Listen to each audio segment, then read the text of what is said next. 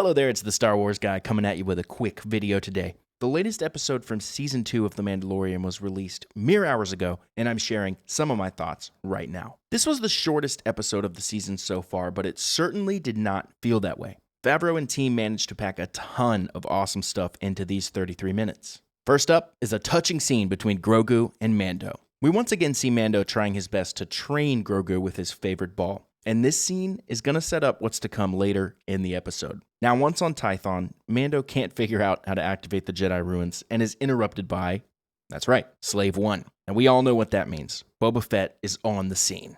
So in this episode, we get our first real look at Boba Fett, and it does not disappoint. He's apparently still very much at the top of his game, and he's partnered with none other than Fennec Shand from way back in Season 1. Turns out the mysterious person that discovered her body was Boba Fett after all. I know many of us suspected as much. After some debate about who should hold on to Fett's armor, the trio doesn't get a chance to settle it because they're interrupted by an Imperial landing party. However, Boba does promise to keep the child safe if his armor is returned to him. Looks like little Grogu is making some powerful friends. The bulk of this episode is Boba, Fennec, and Mando repelling the Imperial invasion, and we get a ton of great action. And one thing that really stood out to me was the effectiveness and power of the Gaffy Stick, a traditional Tusken weapon. Boba wields it well, and he literally shatters Stormtrooper armor left and right. Of course, they successfully defeat the Stormtroopers, who can't seem to hit them to save their life, so that still holds up. Unfortunately, we witness the end of the Razor Crest. An aerial bombardment utterly and completely destroys it on behalf of Moff Gideon's order, but the tragedy does not stop there. 4 Dark Troopers are sent down to retrieve the child, which they do.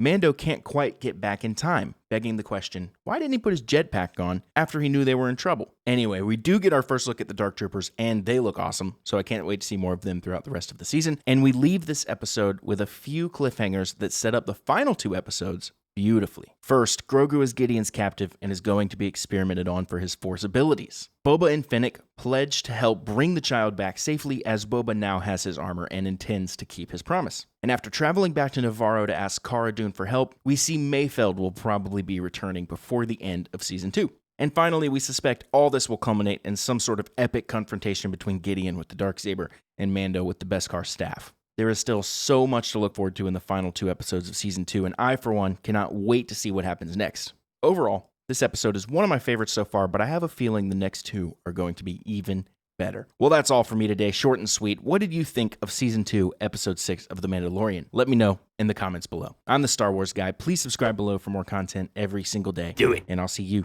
in the next video.